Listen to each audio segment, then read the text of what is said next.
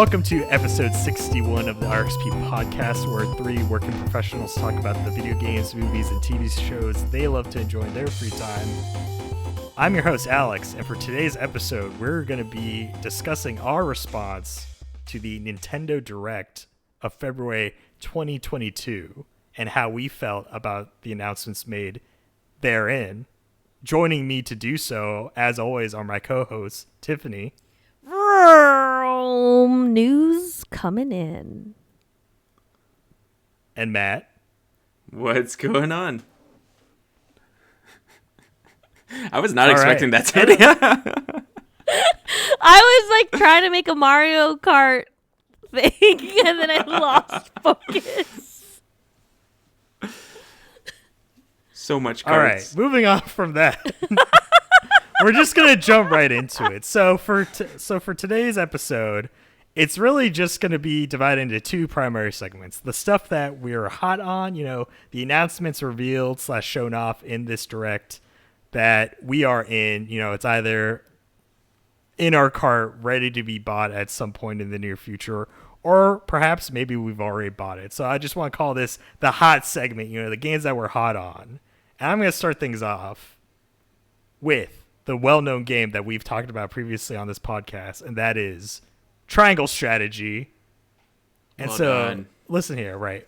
For those of you that don't know, Triangle Strategy is a tactics RPG being published by Square Enix, and it is in the vein of, let's say old school games such as Final Fantasy Tactics, Disgaea, Fire Emblem. It's a, grid-based tactics game, and it is in the art style of Octopath Traveler. So for those of you that don't know, that means it's quote-unquote HD 2D. So essentially, it's kind of like a diorama style where the characters are 2D pixel art, but there is depth to the environment. It is kind of like a 3D environment. And also just the visual effects look really good. They have this kind of magic of making it look like a storybook come to life type of art style. So I'm hot on this also mostly because that they released a free demo on the Switch store that lets you play the first 3 chapters of the game that also carries over progress into the main game if you so choose to buy it. Oh. So personally, I'm not getting the demo, mostly because I just want to play the game once it comes out because I'm already in just by the fact that it's a tactics game and that I'm hype on it. I got it. But for those of you out there that either can't wait, like Tiffany, or that maybe you don't know if this is a game for you, try out the demo. It's literally the beginning of the game, and it's at no cost to you. And if you like it, you even get to carry your progress over into the full game once you buy it. So it's definitely, I really appreciate that option available to those of you out there. Because it goes to chapter 3, I decided that I was totes getting it. So I downloaded it. I started playing it. I started playing like 2 minutes, and then it got really ostentatious and like dramatic, and so then I stopped playing it. Not because I didn't like it, but because I was like, I might redo this later. Like, do you think that you'll like forget story parts of it? Is that like why you're waiting? Or I'm gonna be real, I think I was in like for 4 minutes or something. Like, I'm not that deep. It was just like this whole like, there are 3. The Dinglehoppers of the West control the iron, and the Smith's Gobblers control the salt. Like that whole like dramatic thing. Those are obviously not the names of the territories, but they were very. I'm gonna be looking for the Dinglehoppers. I don't know about you.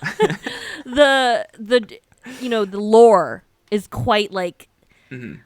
I don't want to say uppity, but it's very high fantasy. It's very high fantasy. It sounds like if like a drunk retelling of the beginning of Lord of the Rings.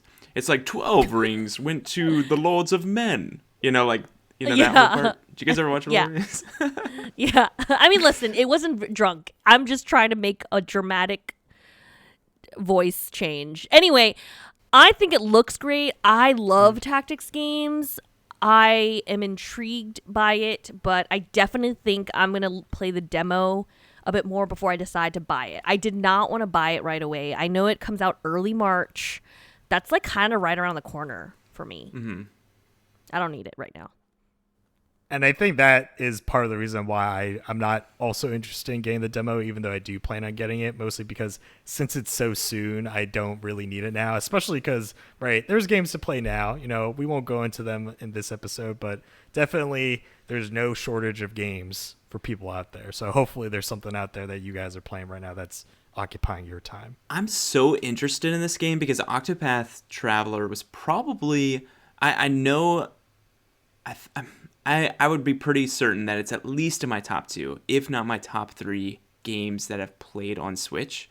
As far as how much time I put in them, I was definitely a completionist. I don't even think I finished it because that game was so long. Like I don't know if you guys remember how long it was, but I loved the art style and I really enjoyed it felt very retro in a lot of ways, and I just really enjoy that. To me, it lives so well on the Switch that I think that Triangle Strategy is just going to be so amazing. I'm actually very interested in buying it. I will likely buy it early because it's not going to go on sale because it's a Nintendo game. But I will probably wait to play it until I'm at the beach, because I tell you what, if you look at like how much I play games on my Switch, it's like basically as soon as I get out of this city and like go somewhere else, I like just bring my Switch with me, and it is like amazing. I'll probably go straight through Triangle Strategy, which is still a really hard name to say. I would say though, I wouldn't put it in the same category as Nintendo games that don't go on sale, Matt, because I believe it does go on sale. Because this is also like Does a it? Square Enix game. Yeah, because since it's a Square Enix game, I feel like that kind of trumps it a bit. So it does go on. I got Triangle Strategy for like $40, or not. Gosh, I got Octopath Traveler for $40 or But 45. when? I think When did you buy it? I bought it for $45, maybe 6 months after, 6 to like 8 months Oh. after it came out. Okay. But I purposely like waited for like a deal, and that's the thing that didn't necessarily go on sale, but I waited for a deal. So I think that there is some opportunity for Triangle Strategy if you at least wait till the summertime, or maybe it'll give you like double gold coins or something nonsensical like that. Like, if you buy it from gotcha. the eShop. Hmm. Can I talk Definitely about something looks I'm hot. hot about? Yeah, can I tell you? Yeah, let's move on. Triangle Strategy's good. What's next? So my one hot item, I only have one hot item from this direct. What? Oh, wow. I only Only have one hotness. One hotness, because I've already bought it. I've locked and loaded, okay? And that is the booster course pass for Mario Kart 8 Deluxe. Listen, I don't have the Wow. family expanded pass or whatever nonsense that is called. I don't know what it's called. I purchased the Animal Crossing DLC on my own because I wasn't interested in the pass or the internet pass. And I went ahead and bought the Mario Kart pass for myself because I personally wanted a Mario Kart 9. However, this is like just as good, to be completely honest. I mean, there are 48 courses being added to Mario Kart 9, and I haven't even really played all of these courses either, because they're courses from across Mario Kart's history, including the mobile game, which I definitely haven't played that. So I'm like really happy with it. Like, I'm not mad that they're just like reselling us the things that we've once purchased before. Yeah, so I went ahead and bought it. I was like, you know what? I have $24.99 in my eShop gift cards. I'm going to buy this right now, March 18th. Going to be playing some Mario Kart. Those 2 races cups, the 2 cups that they add into that. I see, like, I'm excited for it. I'm really excited to see some of the Double Dash courses because, like, honestly, Yeah. Double Dash and Mario Kart for Wii were probably my most played Mario Karts. I'm very excited to see that. I kind of wish, though, on top of it, and this is why I wanted Mario Kart 9, right? I of course want all the legacy courses, but I do want to see new courses. Like, I want to see new parts of, like, hey, let's have a Mario Odyssey course. Let's like get crazy. Let's go outside of Mario even. Like, I don't know. Like, I don't even know if they have a new Dunk City. Like, like a lot of it is just, I kind of wish there were more that were past, I guess the legacy courses, which I'm trying not to complain because honestly, like, I'm on my friend's family plan, so I should get it for free if I was reading it right. Yes. Yes. But like, so I'm really excited for it. And honestly, it's probably a good thing because I haven't really put that many hours into Mario Kart 8. So it kind of like, I kind of feel like I should not be complaining because I haven't even like had, oh, I want Mario Kart 9. It's like, no, we have Mario Kart at home, and Mario Kart at home for me is Mario Kart 8, which I've barely touched. So I need to get on it. Yeah, Alex doesn't even own it. Yeah, I agree with that point, as Tiffany pointed out, and also for Matt, that when he said, I would rather see new things, like, I agree overall that this is great value, right? Tiffany bought it $24.99 for 48 tracks. I think that almost doubles the amount of tracks yes, sir. then will be available in Mario Kart 8 Deluxe Edition in its totality. And that's a lot of courses. So I think undeniably the value's there for that cost, but I'm more of the side of, not to say I've raced on all those tracks that are coming, right? Obviously, as Tiffany pointed out, there's going to be a lot of tracks coming from the mobile version of the game, World Tour, which I have not played. And there's going to be tracks from other games I just haven't played, like the Mario Karts that have been on the handhelds I haven't really touched. So a lot of those courses I just haven't raced on at all either. But I think there's a lot there that is new to explore, and I also would like to see kind of the new tracks come through, right? As Matt said, maybe we can get like a Luncheon Kingdom theme stage, right? I know there's other food themed courses from other games that have already appeared in Mario Kart 8 Deluxe Edition, but there's a lot of stuff from Mario Odyssey that could be incorporated, or maybe something from Bowser's Fury themed that was the expansion to 3D or World even that like they could add in. Paper Mario the Origami King, like the art style of that was so beautiful. It'd be really awesome to kind of see them go beyond just like a 3D world to have like, I just think there's so much opportunity, honestly. Like sometimes I feel like Nintendo's not pumping out a lot of stuff, and then I think back like each year what they keep pumping out. They have a ton of IP that's beyond anything else, just beautiful, which would make perfect courses for it. Right. Even Luigi's Mansion 3. Yeah. Like the whole hotel setting. And not to say even just the individual floors, but just the hotel itself and like driving through like multiple floors of the hotel and just having all those cool thematic sections, right? Because they're all themed. Like there's a desert area, there's an arena area. So I think there's a lot there that they can explore. Obviously, these are maybe some things that they can just explore in a Mario Kart 9, but, this seems like something that's to tide people over until that comes, which who knows if it will come on the Switch or if they plan on just saving it for, the next Nintendo platform, whatever that may be. So I'm not saying this is on my tepid list or things that we're not necessarily super hot on, but I definitely see that value there. It's just not for me, because also I don't even own Mario Kart 8 at all. So it doesn't even matter that this is DLCs out there for it. So. Well, something that I'm really hot for, and this is, honestly, I have not bought a first-party Nintendo game in quite some time. Maybe since the Origami King. Maybe. Unless something else pops up. I have no idea. But something that will be my next Nintendo game that I buy is Kirby and the Forgotten Land. This game looks so good. We got a trailer like maybe 2 or 3 weeks ago, and from that one trailer I was like, this is going to be amazing. Like I just think this is going to be amazing. I picked it up on Fantasy Critic because I was like, I just got a good feeling about this game. Like it looks fun, and they showed off more of it, and I am even more sold than I was. Like honestly, this stole the show for me. I think that my favorite Nintendo Switch game still is Mario Odyssey. Like has not had a competitor, and I think this makes me feel the way when I saw Super Mario Odyssey like leading up to it. Like I just feel like it may not be the best game, like as far as, who knows, it probably will be easier than I probably would hope it would be, because like Kirby games typically are a little bit easier, but they're baby games. I feel like I'm just going to have fun. Like I think it's just going to be a strictly fun game. It looks ridiculous. Kirby is like swallowing vending machines and then shooting cans out of it. Like I just think that I will be grinning ear to ear. And honestly, when I like look at the release for this spring, Elden Ring comes out in a little bit.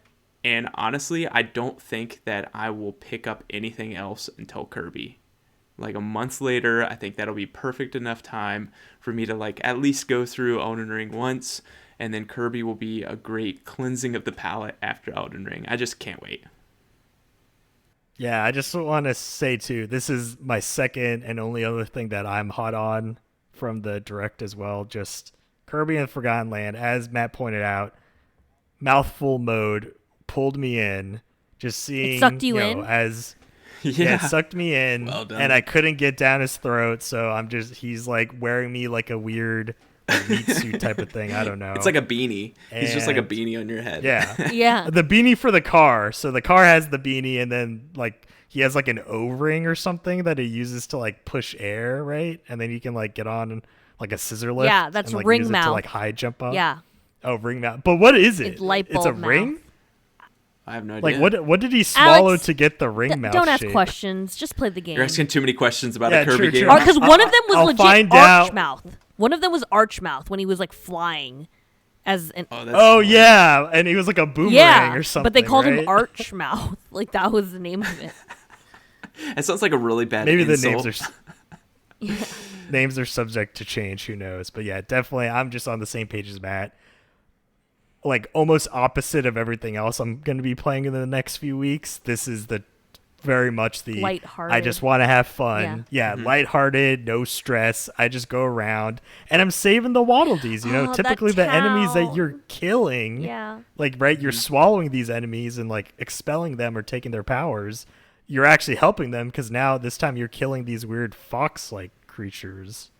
So I'm excited to you hear what know, their names are going to be. Like the Bibliboos or something. Furbies. No, that's Oh wait, that patent might pending. be But yeah, that's already trademark. trademarked. I think that looks really fun. I think I'm gonna wait to hear what you guys think about it before I kind of jump into that. But it did look really cute. Like I love the idea of bringing back the Waddle Dee's little town. Like that's some base building ish, and Tiffany's all about that. Tiffany, you're going to have like zero excuses not to play it because I'll probably buy it physical. And then once I finish it, I'll just bring it into the office and then you might look at it. You know, honestly, maybe you won't play it. I don't know. if you buy it physical, I might actually play it. If you... It looks like a lot of fun. She's like, if it's at no cost to me, I'll play. No, okay, listen. Also, though, shout out audience, please check out your local Walmart. I know if some of you have a lot of different opinions about that place, but they sell Nintendo Switch games like for $50. It's like $49.99. Like that's where to go. Like if you're down with physical Switch games, just haul yourself to Walmart and get that game. You're saving Honestly, $. it's the only thing that I buy physical are first-party Nintendo games because of the discount that they have. Everything At else Walmart? on digital. Yeah, everything is eShop for me, like for indies. But yeah, got to get that $10 off because guess what? That's the cheapest it will ever be. Like Mario Odyssey is what $40, and it released with the Switch. Ridiculous. I cannot wait. Honestly, I don't even think you can get it for $40. Like I don't think you can get Odyssey for $40. Kirby was between this and gosh, I just forgot the name again. Triangle Strategy. Triangle Strategy. Strategy. I'm like Project Triangle Strategy. And I was like, no, they got rid of Project. Between that, Triangle Strategy and Kirby, those were my only two things I was hot on. And Kirby's the only thing that I was like, I want to play this when it comes out. I want to say I'm slightly surprised that we're hot on the same two things. Yeah.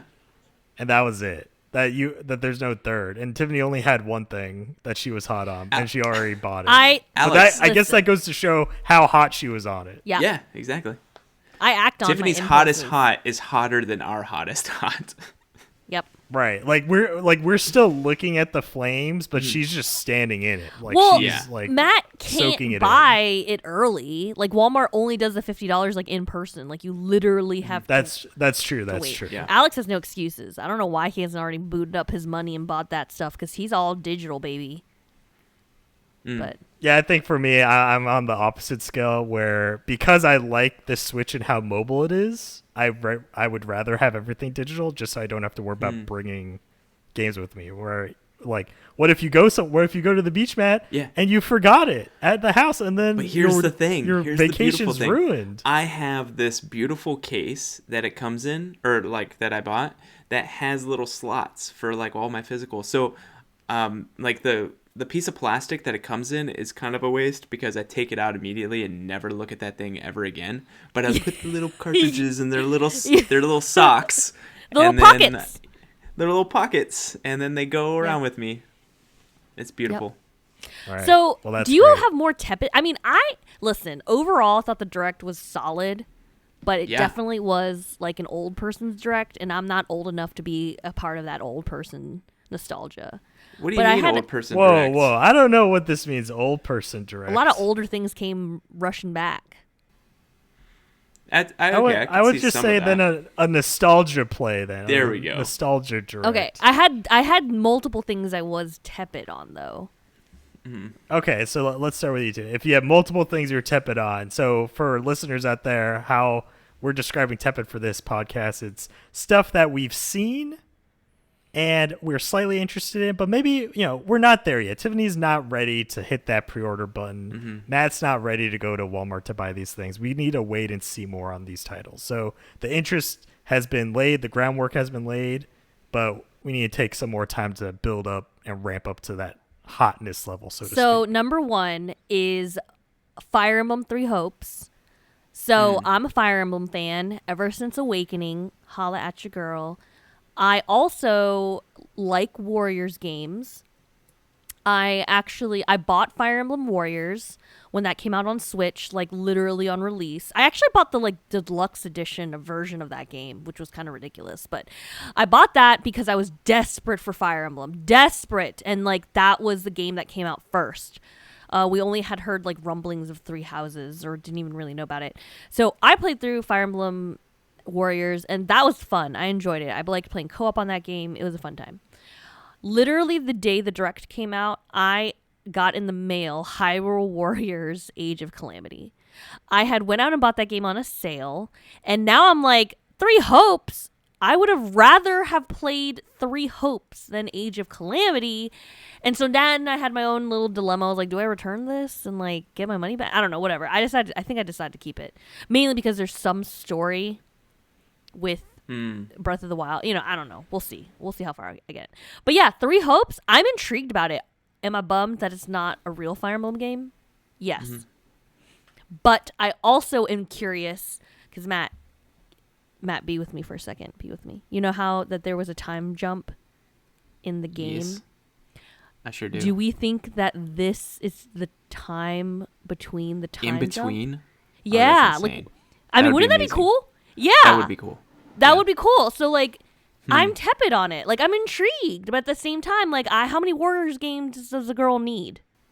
This conversation has made me the most tepid for it because it was pretty cold, I'll be honest. This is just not a game mode. This is not a game that I ever flock to. Right, so, game style, you mean, or gameplay? I would be more interested in this if it has some sort of tie-in to the main game. Because Three Houses was both of our Game of the Years when it came out. That was a fantastic game. So that's intriguing. I'd rather probably just hear your thoughts on it. And so I think that's where it'll lie. Okay. Maybe she can buy it and then she can give it to you, after she's done with it. Yeah. Just like how it's, swap, game swap. Switch swap. Or switch, if you will. Just switch. Switch. Yeah, just a switch. Switch Someone it up. snaps. Yeah. Can I talk about another tepid thing or?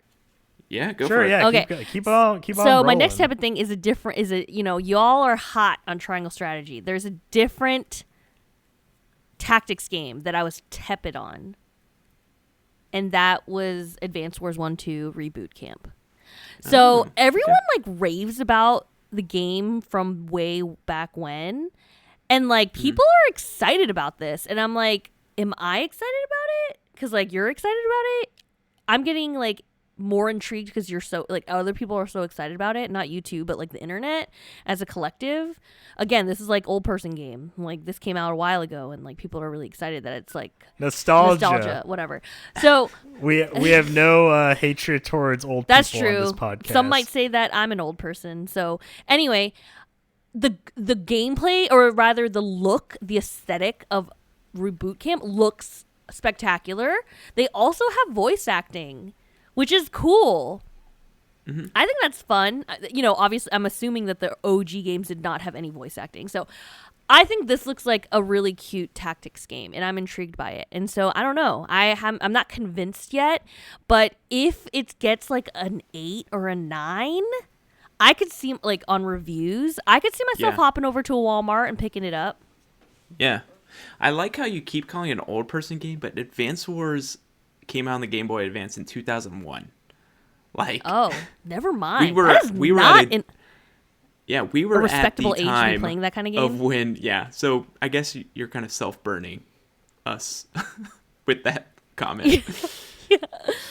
Oh, I guess I thought it came out in like the 90s or something, like the early 90s. I don't know. That's what I thought. I was misinformed. Now I feel like Chrono Cross was probably more. Oh, that was 1999. I have no idea. We are the old people in this scenario. This direct was for us. Yeah. You know what? The more we talk about it, I guess you're right. I think part of the hype, though, you mentioned how a lot of the internet is very hyped for this to come out because there's a lot of nostalgia for the original Advance Wars. And I feel like part of that is due to the fact that when you just look at tactics games in general, there's a very actual few, like, main, I guess AAA quote unquote tactics like franchises that still exist now, right? Something like Fire Emblem is one of the few that still exists. I know Triangle Strategy is technically a new IP, but it is paying homage to kind of older tactics games like Final Fantasy Tactics.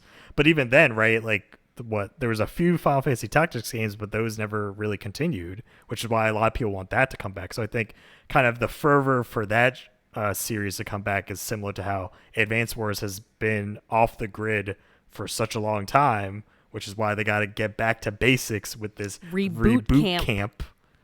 Exactly. And so I think that's where a lot of it comes through, but also the fact that maybe it was just a great game at the time, so it's just nice to have a modern port of it to play on the Switch. Real talk. If I bought this physically, Alex, would you borrow it? I don't have a game to trade you. No, I don't have to trade anything. I buy everything digitally. I mean, like, I can't switch with you. Would you play it, though? Do you think, like, are you tepid on it? I think when it goes down, I'm not really tepid on it. I would say it falls into the cold category for me, where it's not on the radar at all. Mostly because there are other tactics games that I have more interest in, and I don't necessarily have any personal nostalgia for Advance Wars.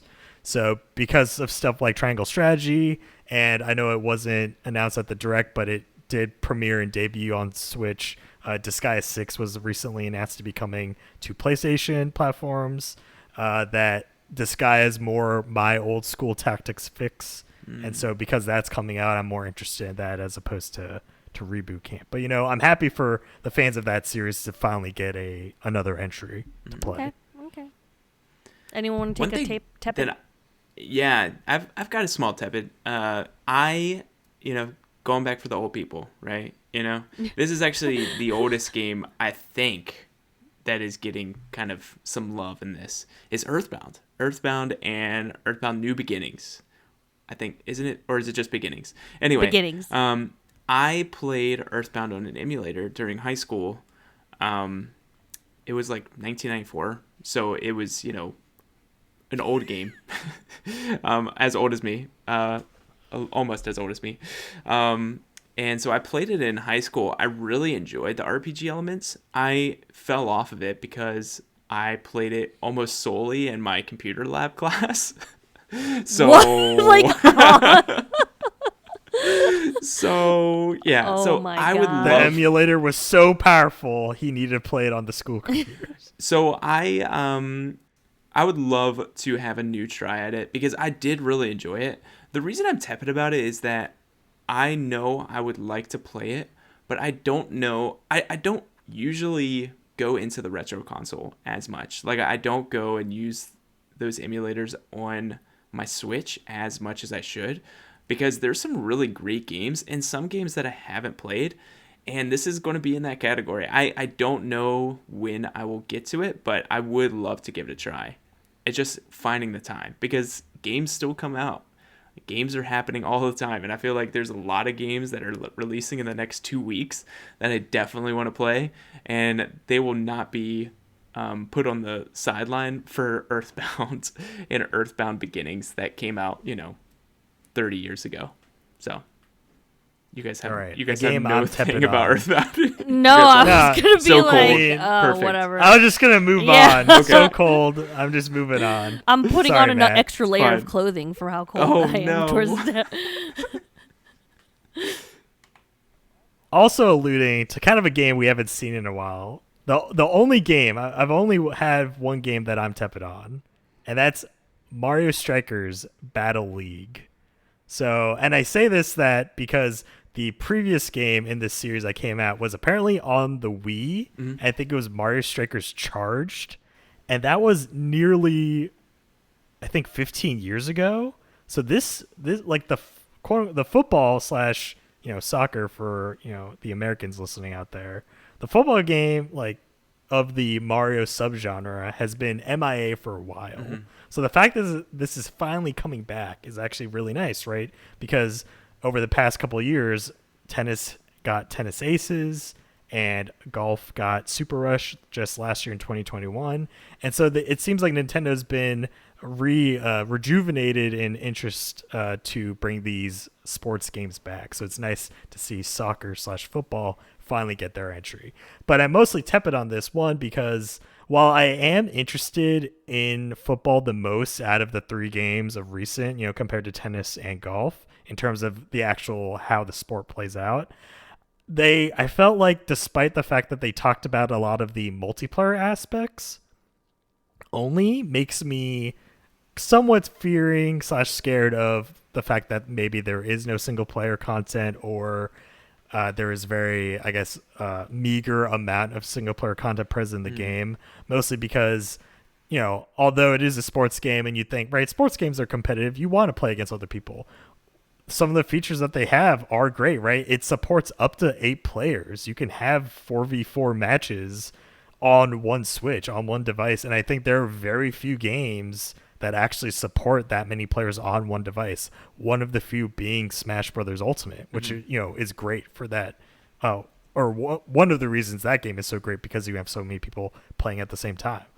But on the flip side, because they didn't show anything or even talk about what quote unquote single player there is, I don't know if I get the game, will I only really be able to enjoy it with other people, or can I at least have some sort of way when I don't have those other people to play with that I can enjoy by myself? Because I would like, at least some form of campaign, or just being able to play single player besides just, me playing by myself versus an AI, right? Because obviously I know that will be there as a function, but I'd rather there be, I guess, some sort of progression, right? Because they also talked about gear, right? You can equip your players with different, padding, different visuals. And so I'd say, oh, that's perfect. There's kind of an RPG element here that would be great if there was a single player to work through to unlock new gear. So, until they show that, I'm going to be tepid on this, mostly because there's promise, but I need to see more.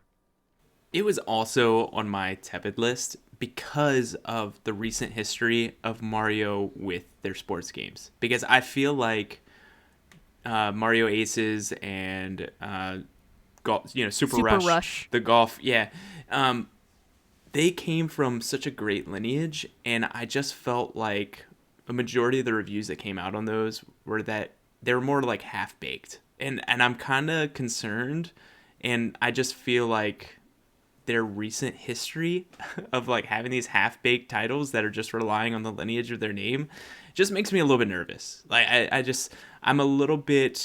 I'm going to be very cautious, and I'm going to look at those reviews and see what happens. Because honestly, I think the gear part is actually pretty cool.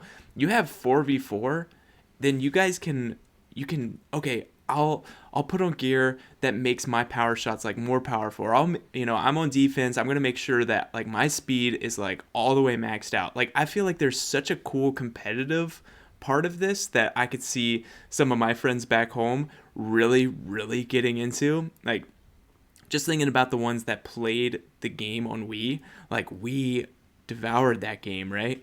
And just I could see all these things happening, but the problem is we all have lives now. Like we all have, some of them have kids. Like I just don't foresee me going back home and like getting a 4v4 match going up. And so I need it to be self-sustaining on my own, or self-sustaining with like maybe one or two other people, because I really don't think that I could find 7 people all at once, because it just gets harder and harder as we get older. So more Tepid, but yeah, I'm totally with you. I too am Tepid. I bought Aces like the day it came out because I was so excited about it, and I love digital tennis.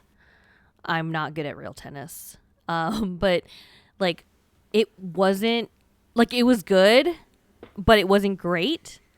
And the campaign was fine. Alex somehow literally picked it up for 2 minutes and then destroyed me in like 4 matches in a row. And I was like, I'm over this. And then golf I really like the idea of the Super Rush golf party mode or whatever.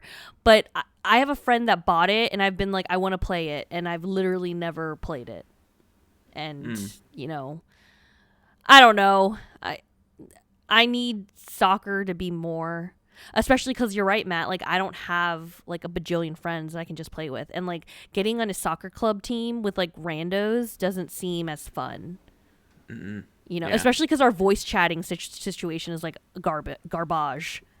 Yeah, yeah, for sure. Yeah. I have. Oh, go ahead. Oh no, you can go for it. I've talked so much. I have one more Tepid. Okay. That I, at first when it got revealed, I did not think, I thought it was all hot, but then the more it went on, the more Tepid I got, which is Wii Sports. I love Nintendo Switch Sports. Yeah, sorry, Nintendo Switch Sports. I don't know why I have such a hard time saying any of these titles. Project Triangle. But yeah, Nintendo Switch Sports. Why did they have to mess up the Miis? Like that's a big concern of mine. What do you mean? What do you mean? They don't look like Miis. Well, I guess they're technically not Miis. That's why they didn't mess them up. They're just not Miis. They're just long and gangly and stuff. I think is that what bothers you? Yeah, that's exactly what bothers me. I'm just a little bit, I don't know. I wish there was more. Like, they've waited all this time to kind of like reintroduce a Wii Sports successor, and like I just feel like, I don't know. It just didn't feel comprehensive. It looked like something where this is going to turn into like a live service thing. So like maybe every year on a Nintendo Switch they'll like reintroduce like one sporting event from potentially like Wii Sports or Wii Resort, or all of those great, fantastic games from the Wii. And I kind of just, I wanted like the ultimate treatment where it's like, listen, here's all these kind of lineage, like fantastic stuff. And, it's all in one place, and it's here and it's ready to go. But it kind of felt like maybe they should have just kept it in the oven a little bit longer. But the thing is, like, if I showed this to my mom and dad would want me to buy it immediately, or they would buy it because they loved Wii Sports and they would love Nintendo Switch Sports. So honestly, like, this is something that, like, once, I know we're a long ways away, like we're 10 months out from, the holidays, but this is something that I would probably, if I don't already have it, I would probably pick it up by the holidays and play with my family because they would love this. And I think I will. Like, I do think that I'll buy it this year. It's just, it's not going to be a day one pickup because I just, who knows? Like, is this going to do okay now that we're, it's 2022? We've seen so many different things. I don't know. I guess the real question is the gimmick of motion controls still a thing, or are we past that? Yeah, because, like, the great thing about Wii Sports was that it was in every single Wii. Like, every single Wii had that disc. For free. And it was fantastic. And I think it was because it had such a gimmick. But then how long was the Wii in its life cycle? Like, people are still using their Wii, right? And so every year there were like 10, 20, 30, maybe even 100. Like, there were so many games that had some sort of motion controls. By the end of the Wii generation, I was like, okay, we're good. We're good now on motion controls. So who knows? Who knows if we're ready for it in 2022? How many sports games were there? Like, I thought this was like on par with the Wii Sports. Were there more than 7? Like, there were definitely, because they don't have like baseball, right? Like, golf is going to be added later on. There were, like, they had bowling, sure. And do they have bowling, tennis in this one? I can't. Yes. No, I'm they talking have tennis I'm and talking badminton. They have tennis Yeah. and badminton. Which is kind of like when Marvel's Avenger released Hawkeye and Kate Bishop. It's like content, but it's like they're both arrow people. You know what I mean? Well, yeah. It's Well, kind of that's like tennis and badminton. The Nintendo Switch Sports, I thought, was like on par with. I didn't remember that Wii Sports had baseball, but like I don't know. Like, I guess it's because part of the comparison is that there's Wii Sports Resort, so you have all of the resort games potentially available as well. And so because they had all of those that they added in that version, right? So technically there's 2 iterations of the game that came before. It does feel meager to say, like, even if this is the majority of the games that were in Wii Sports, that how come, I think because the sword fighting, the Chambara, was something from Wii Sports. Yeah, I believe so. Resort. Yeah. So they did carry that one game forward, but that's weird that none of the other games that were in that brought forward, because I think they also had like paragliding. They had archery. And just like other things. And basketball. Yeah, archery. So. did we have Wii Sports Resort, Alex? No, we never got Wii Sports Okay, because after Matt said archery, I was like, excuse me. It was cool too. Like, for I was all listeners, about eyebrows raised. Yeah, Eyebrows yeah, raised. because I'm an archery kind of girl. Like, not in real life, but like, digitally. I'm all about it. No, she's a veritable Katniss Everdeen. It's that Korean She plays one heritage. online. Getting that getting those gold dubs at Olympics. You know what I mean? That's right. I also was tepid on Wii Sports because I love bowling digitally Nintendo and Switch physically. Sports. Everyone just keeps calling it Wii Sports. I love Sports Nintendo too. Wii Sports. Sports in general, I'm like hit or miss with, but like these digital sports, like I'm about it. But I also don't know how much fun I don't see myself like whipping it out by myself. You know what I mean, Matt? Like if I want to bowl, I'm gonna be like, let's bowl. Like I would message somebody like, anyone want to bowl online? Well, okay, no, I don't know about that. I haven't committed to wearing other people's shoes yet, Matt. The pandemic is still happening. Okay. But I think I would message people and be like, hey, anyone wants to get some Nintendo Switch Sports bowling in or something, So I don't know. Anyone want to go watch The Big Lebowski? Yeah. Yeah. Or badminton anyone?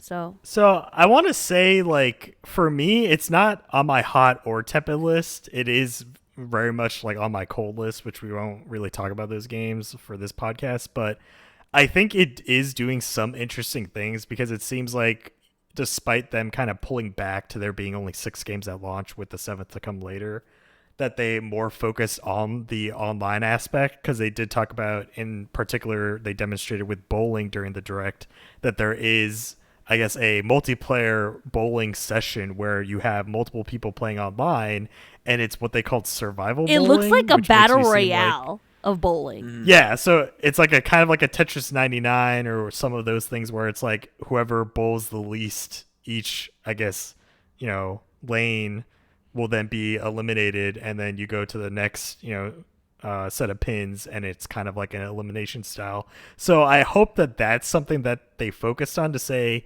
hey, we only have the 6 to 7 games, but we're making the online more meaningful to let you play, with other people online.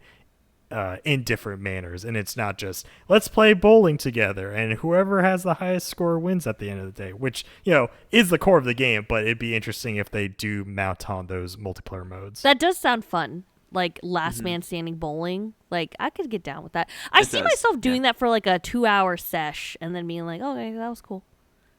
But I think that would also be really fun though, like if they were able to do that locally, like the survival. I think that would be really fun. Like get a lot of friends together and then like everybody's like really amped at watching it. Yeah, local survival. Cool. Yeah. Yep. Make it happen. In the Wii Sports 2 / Nintendo Switch Sports title. Wii Sports 2 has a ring to it, man. All right, and with that, I think that comes to the end, of the things that we were hot and tepid on for this Nintendo Direct February 2022 edition. Right? You listeners can write in and let us know the things you were excited about, the things you weren't excited about by writing in our email, rxp.podcast@gmail.com, or tweeting at us at rxp_podcast. Or if you're watching this on YouTube / listening to this on YouTube, just leave a comment down below. Also, obligatory, like and subscribe, share with a friend, and what have you. Thanks to Grandmaster Doug for our music. And until next time, take care.